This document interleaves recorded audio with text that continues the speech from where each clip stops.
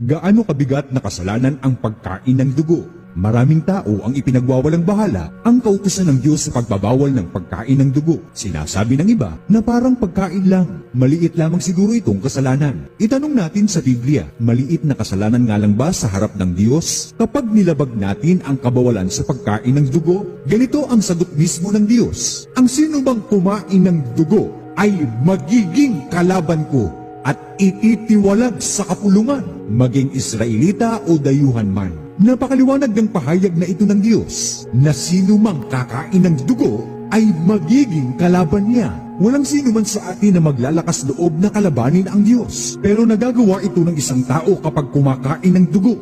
Ano ang gagawin ng Diyos sa mga lalabag sa kautosang ito? Ang sabi ng Diyos, ititiwalag sa kapulungan. Ano ang katumbas nito? Aalisin ng Diyos sa kapulungan o sa kalipunan ng mga taong maliligtas. Sapagkat